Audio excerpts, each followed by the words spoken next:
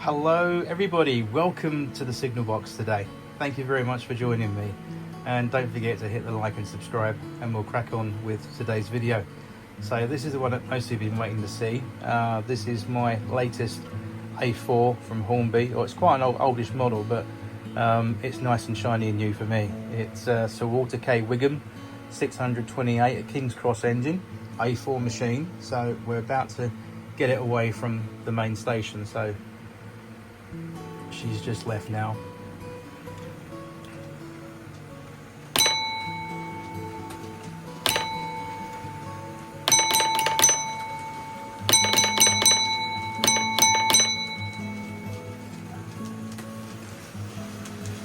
And there she goes,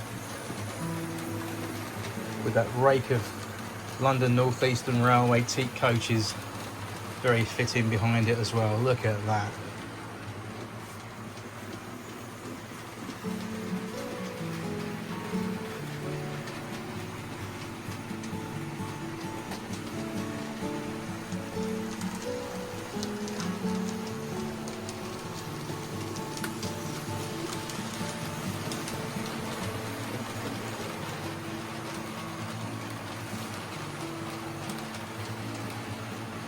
And if you've seen the title shot of my video today, there's a painting that's quite favourite of mine, and it's an artist who's done a painting of this very engine leaving King's Cross on that specific date in 1948 on its run, and this is meant to be like the painting.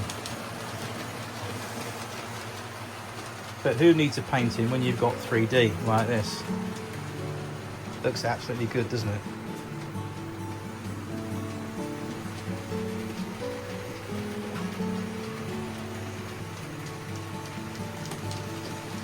Behaving herself quite nicely on those curves there.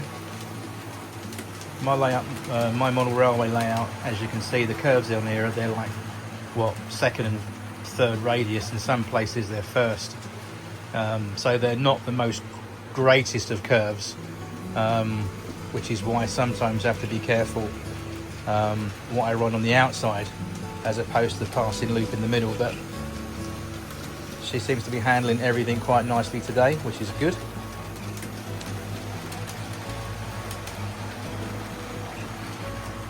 Okay, let's get track number 2 on the way. Let's get some Thompsons out and about, I think. Yeah, why not? So I'll just bring those out now. She's just leaving the station at Thompson L1. And here she comes.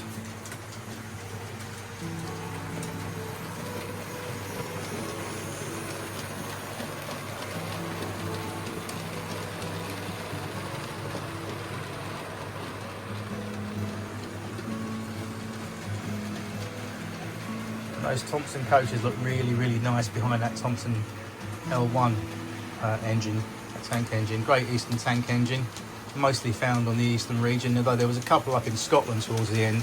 They did get sort of out and about outside their territory, but mainly the L1s, or cement mixers as they were quite affectionately known by the crews. You could see those all over the eastern region, in the Stratford area, North Woolwich, and in that region particularly. But this looks really nice coming around now, doesn't it?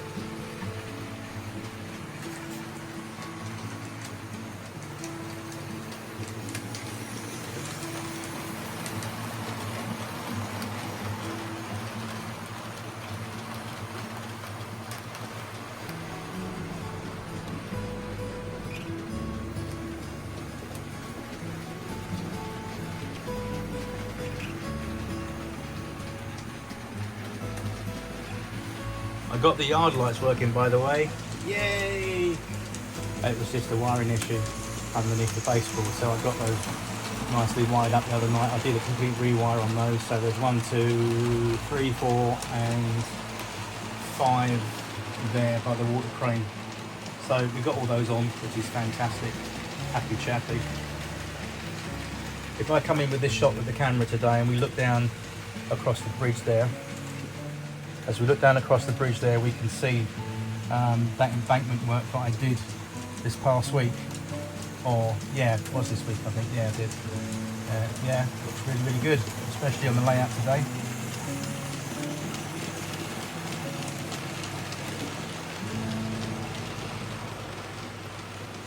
Tunnel's looking really nice as well. Really pleased with that.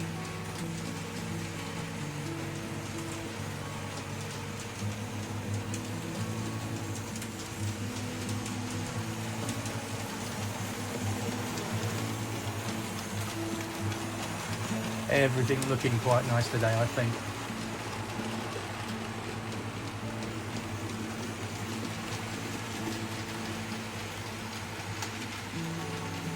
You know what, I'm really tempted to get some more of those Hornby teak Gresley coaches and have a half decent rake behind that A4 in the future. I think I'm going to do that. Got some maroon A4s, but not the teak, what I call Flying Scotsman colours coaches, the teak plain ones. She's looking good, making very light work of those little 4 coaches there.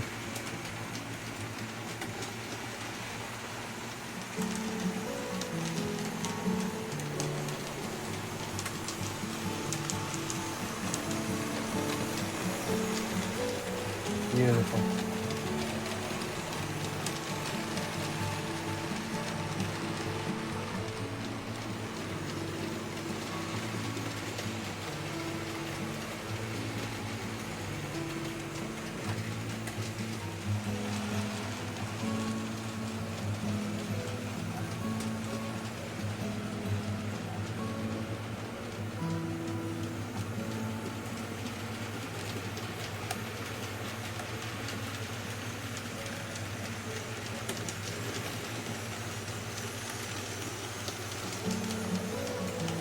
Just need to get a footplate crew for that loco now, and then we're all good. And there's nothing I'm going to do to that loco in terms of weathering. That is staying as it is.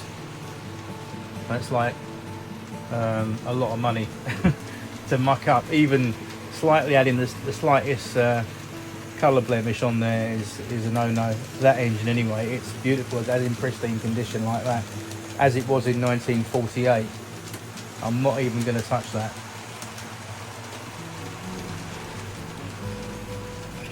Yeah, £250 is an awful lot of money to waste on an engine that you muck up because you've weathered it wrongly or you've completely ruined it. I think for that amount of change, I'm definitely going to leave this one as it is. It's beautiful as it is. I think you'd all agree at home, wouldn't you?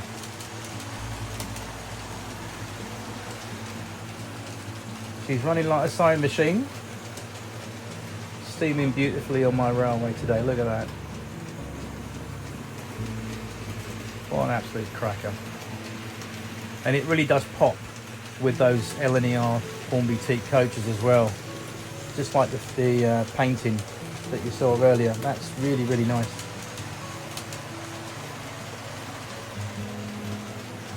Comes the old Thompson, just stopped there, and it's going again.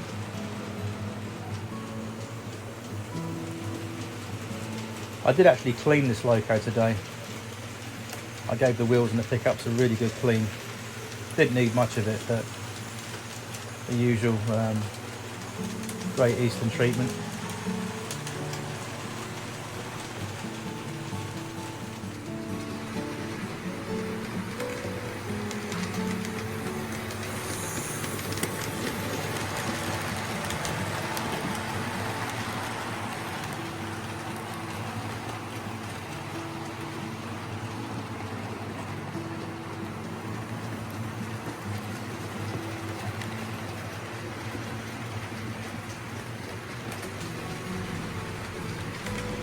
Okay, just opened her up a little bit more now.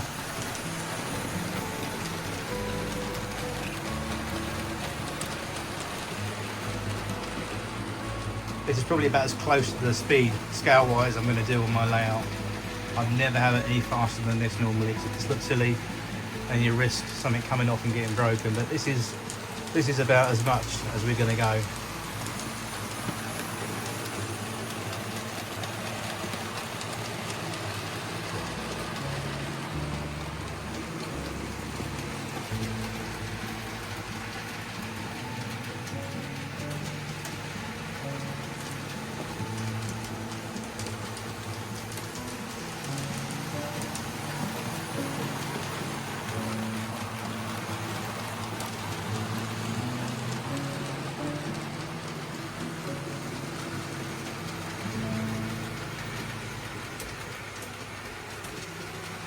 Let's slow it down a little bit.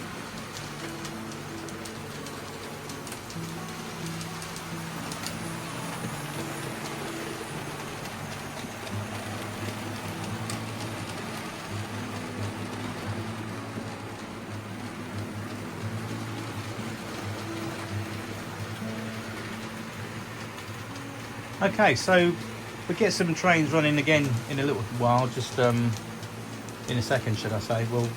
We'll change over, we'll have something else running in a little bit. But before I forget, because believe it or not, the time has really elapsed today. I cannot believe it is, what, 4:10 in the afternoon.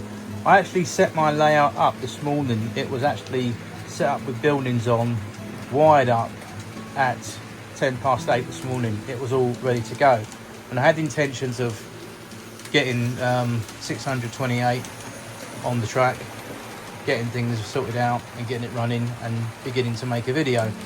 But what happened was two things. Number one, I got engrossed in some further projects. Number two, the cylinder pipes that I fitted on the side of the cylinders in this loco, although they look really nice for static display purposes, they really do cause a lot of derailments, especially on my model railway. So they had to be taken off, and I put them back in the box and kept them safely, so I can put them on at another stage where maybe I get another layout that's much more generous with curves. But in the meantime, that solved that problem. But in terms of getting involved in other modelling projects, which is what I always do, because I don't get enough time in the week between the school runs and obviously of an evening, so I don't get time apart from the weekends to do an awful lot of modelling on my layout. So today I spent about 5 solid hours, guys, 5 solid hours. That's right, 5 solid hours just doing bits and pieces today in between making this video for you. So I replanted a tree over here.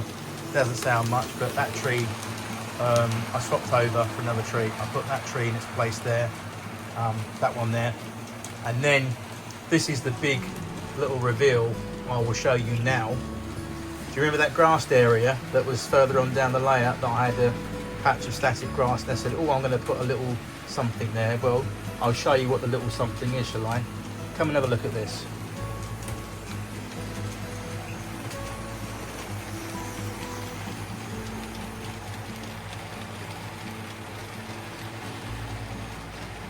There is my little children's play park. It's not finished yet because I've got to paint all of the play equipment, and I've got to add a little railing style fence around the boundary of the park, obviously to keep the kids safe and obviously make it look much more nicer, but loads to do. But this area is now a children's play park area at the end of the street, and all the items that you see here, these are all scratch built by myself today. They are entirely made out of cocktail sticks, bits of scrap plastic, guitar strings, lolly sticks. The slide I made, I pinched one of Fred Dizzler's ladders that he wasn't using, and again some cocktail sticks, a lolly stick, and for the slide material, that was the inside of, you know, those rather moorish crisps called Pringles, the round ones, the skinny ones, really thin ones. You get them in a big long tube. I absolutely love those, so does my daughter. So on the inside, the lid, when you peel it off, there's a foil piece of paper that you pull off. It's sealed for freshness, and when you peel it back, there's a bit of foil paper inside. I took the foil paper, I simply cut it and crimped it down the sides, and hey presto, there's your slide, simply mounted on a lolly stick with some cocktail sticks cut down the side for some supports, handrails made out of guitar string, and again a pre-made ladder that I had some, and I just asked Fred really nicely because I have one of his ladders, and he said, oh yeah, I don't mind that, you know, yeah. So the little roundabout, believe it or not, I know it don't look great, I've got to paint that to make it look a little bit something. That's actually a drawing pin on the top, some cocktail stick ends cut down the size, and a soft drinks bottle cap that I cut the middle of the round bit out of the cap and just mounted it on a bit of plastic underneath so it's away from the ground. Once I paint that, will look a bit better. And obviously there's a sandbox. It's not a cat's tray, no, before you ask. That is a sandbox for the kids. I just get up off the floor. Yeah, so that's the sandbox for the little kids to play in. A sand pit.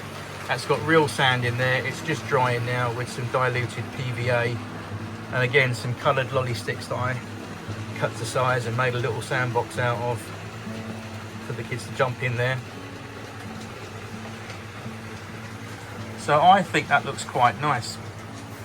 And you might ask at home, why are your three swings floating in mid-angle? Is it a windy day? The answer is no. I've preset my three swings there at an angle for a reason, because when I get my little miniature kid figures, I'm going to stick them on there and it will look like they're having a nice time on the swings. So that's the reason why they're offset like that. Actually quite simple to do, believe it or not. Just knocked up a couple of A-frames out of cocktail sticks and some scrap plastic on the top there. The swings were just basically cut down to size and bits and pieces of lolly sticks with some guitar strings as the steel ropes. And yeah, I've got to paint this actually, so it looks a bit bland, but I'm going to paint this all up, so it'll all be painted up. But yeah, I think that looks pretty good. It looks half decent anyway. I wanted something for nothing, as they say, which is all about a hobby. I could have gone out and I could have ordered, I think it was a company called Nock or Prisia from Germany, or Prisia, I'm not sure how you say it, but if you live in Europe, in the Germany area, they're well known for their 00 scale and HO scale accessories for your railway. They're very nice too. I've got some examples over here by the church. Where is it now? Will my phone zoom in? Will it let me?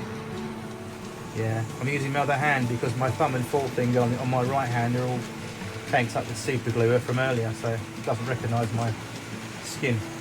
But yeah, those figures there, the horse and carriage and the wedding figures, they're all sort of from Germany, I think. Yeah, they are. So they're nice, but I always think with stuff like this, it's far more satisfying to make it yourself. And if you can get away with making something yourself for nothing, that's what the hobby's all about. I also added this large oak tree here. I think it's an oak tree, but it was a rather nice large tree that I planted in this grassy area now with the park. So there's a nice bit of shade for the little kids to sit under. And I think that looks quite nice there.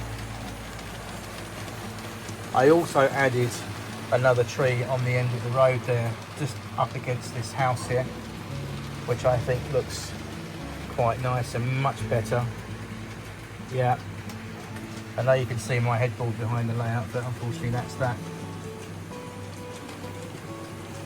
But yeah, that looks pretty good, I think. I'm quite happy with that.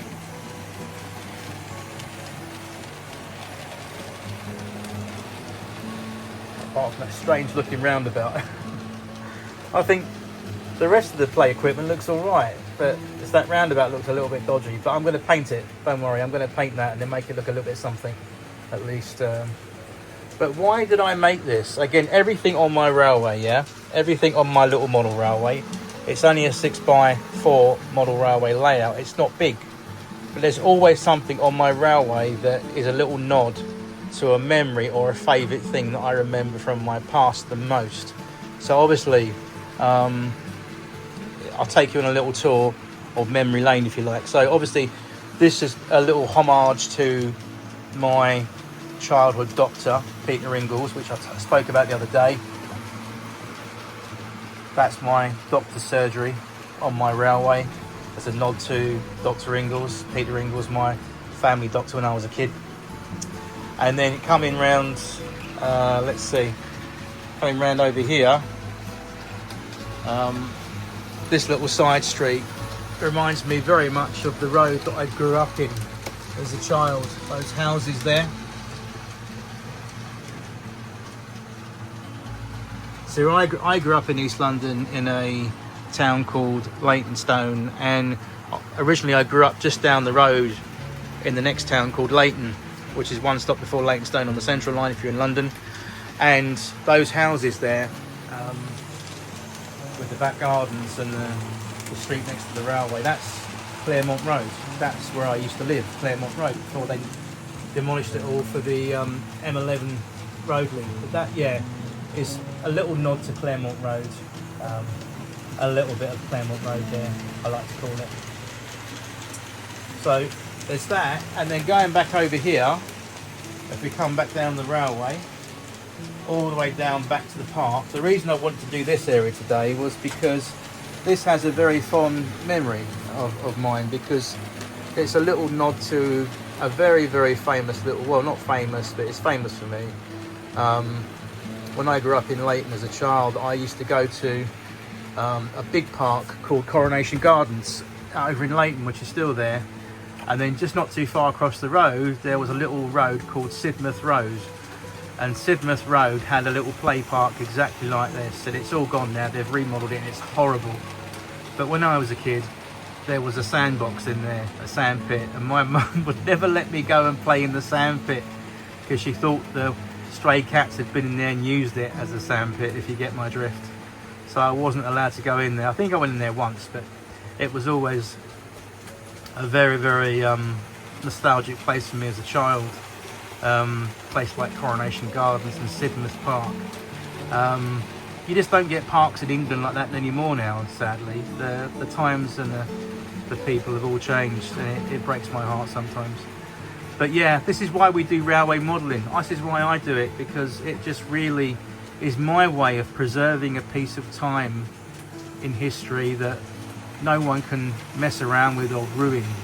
It's just kept as it was, as I remember it, and you can create a memory in three-dimensional modelling, and that's what I think is the secret. One of the secrets to railway modelling, or good railway modelling, is to create something that's from a specific memory or a place, and it holds their atmosphere to it. And I think if you can create an atmosphere, doesn't matter what size your layout is or what gauge you model, if you can create a really nostalgic atmosphere on whatever time period you've modelled, and someone who's been in that period of time can say, wow, I remember streets like that, I remember parks like that, I remember travelling on trains like that, and buildings like that, and advertisement posters like that, and I remember little shops that look like that, and all sorts of things. And I think it really does evoke a certain time in history when life was like that. And I think if you can get that right, half right,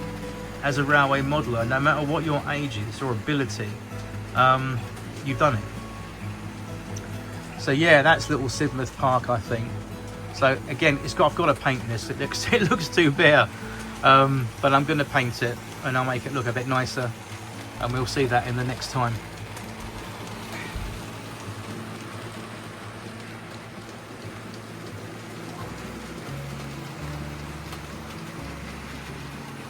Just looking to see if we've got any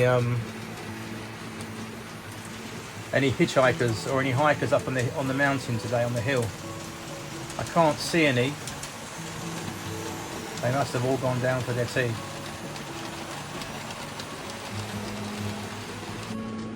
Okay, here's a loco worthy of that Thompson rake that you saw earlier on. DP1, or Deltic prototype number 1. Deltic, and this is an absolute stunner of a loco. I don't often get this one out because I'm going to be perfectly frank with you, I don't like this loco coming out the box in terms of handling the thing. I'm so frightened of breaking it. It's such a beautiful work of art, and I'm always very cautious to handle this out the box and get it out of it and handle it out of the box and put it on the track. I'm always super careful with this one. This isn't a loco that you just plonk down anywhere. You have to show this loco respect when you handle it. This is the original National Railway Museum version by Bachmann. Now, I know there's a lot of excitement on the table at the moment, on the dining table at the moment, because on the dining room table, so to speak, Hornby have released their future release plans for the coming end of this year. And one of them is this loco. they're going to do like a Hornby Double O version and brand it as Hornby Double O. It's going to have die-cast chassis, and it's going to look like this, and it'll be based upon the original, I think, the Kitmaster sort of thing. If you remember, those of you that are old enough to remember the old Kitmaster version of this one, it was all we had, that you put it together as a kit and painted it, and you put it on a Lima chassis, or something as good as. But this thing is a Bachmann model, and I think it's absolutely gorgeous. In terms of performance as well, it's really a powerful thing, and it's a very, very hefty, heavy loco. So I'm going to say absolutely no thank you to Hornby. Nothing personal, but I've got my version here, and I don't want another version. So I think it's about £350 the price tag on that one when it comes out, and I think that will have sound and stuff like that. I don't want that. I just want this one. The colour scheme on this is called French Blue, and it had a nickname between all the loco spotters of the day and the train crews. They used to call it the ice cream cart, because of the cream finish on it on the front and down the side of the bodywork. It looked like an ice cream cart, I suppose. I don't know, I don't think it did. It's definitely a sweet loco, that's for sure.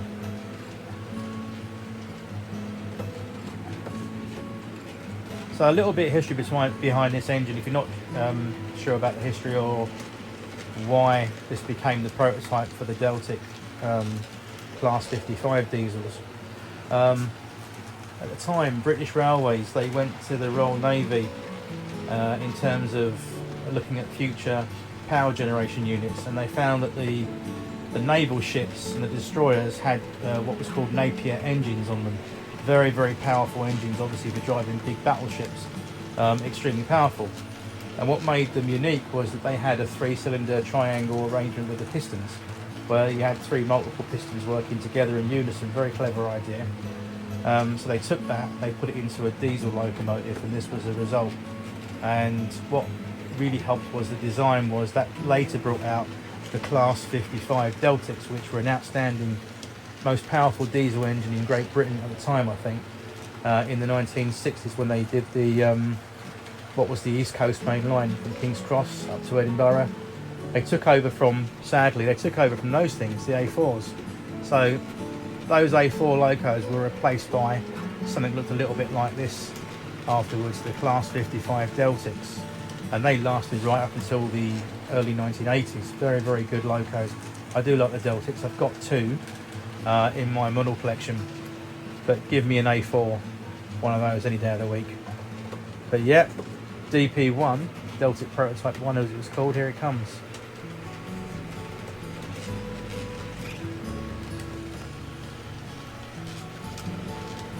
I always, when I first saw this loco as a model, and then I saw it much earlier as well, up in the Science Museum in London in South Kensington. I used to go there on the weekends as a young boy and make a beeline, obviously, for the railway gallery. And I remember seeing this thing in there, and the first thing I saw when I looked at this loco was the front of it, that headlight on the front. And what it reminded me of was the American type F7 diesel units. Very West Coast looking thing. Because in reality, when they actually made this prototype on full-size railway, when they actually made DP1, the centre headlight there was supposed to be a headlight, and it never actually functioned. I think it was supposed to market what could be done overseas, and they were going to sort of, if it worked out, they were going to sort of mass produce them for overseas, but it never happened. But it's got that American style headlight thing in the middle on the bonnet, but it never actually lit up in real life, so I don't think so. It just looks really cool though, doesn't it? Especially with those chevron stripes in the front. Very nice. Like I said, some of my locos I have weathered, and I do weather, but things like this, that's a no-no. That's blasphemy in my books, to touch this thing with any form of weathering powder. No, no, no, no. Same as that over there.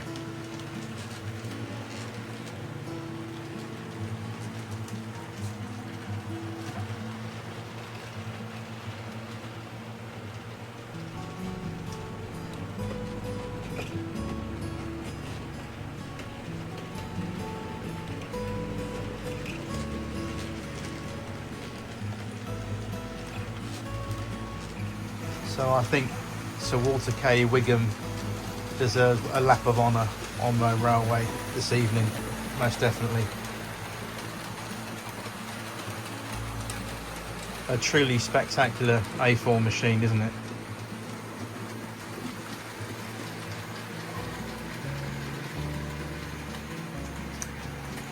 And whilst that's going round, I did actually manage to paint the play park, so I'll take you over and show you it now. There we go. That's about the only half decent colours that I had in my my paint box at the moment. I had nothing else, but that looks better, I think, doesn't it? I think that looks an improvement.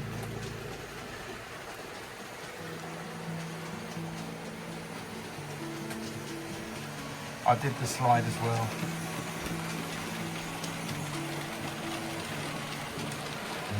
And I did the little crazy roundabout over there as well, which is which looks okay. It looks more like a flying UFO now, doesn't it? Anyway, I've got to get some little children figures to go in that park now with their mums and dads, and a couple of seats probably around here somewhere where they can sit down and watch the kids play, or give them a push on the swing like I do with my little one. She's not so little now, she's 12 this year. She's getting taller than me, my goodness. Oh, our youth, eh? Once we were kids and then we grow up and that's it, it's all gone. But we can still capture it in miniature, which I think is nice. Anyway, so that is unfortunately and sadly the end of the video today. I really have run out of time because I have to allow myself time to dismantle this and box it up and disconnect everything and very carefully put the baseboard away, and everything else has to go away, and try and salvage what's left of my Saturday evening. Or I might say, you know what, I might just keep some trains running after the cameras have shut off. I don't know. But anyway, it's been a really, really busy day, but a lovely day for me. Doing things on the railway today, which I really have been thinking about doing, and getting them done. And I'm so pleased with this that I didn't have to go out and buy anything. I made it all from scratch. So there we go. So a little nod to you guys out there. Get building. Get making things. All I needed was cocktail sticks, a little bit of thin wire, and that was it really. And a Pringles inside lid. That was it. Right. I want to say goodbye to you guys now, and thank you very much for watching. Don't forget to hit the like and subscribe, and I'll see you soon in the next video. Take care. All the best now. Bye bye.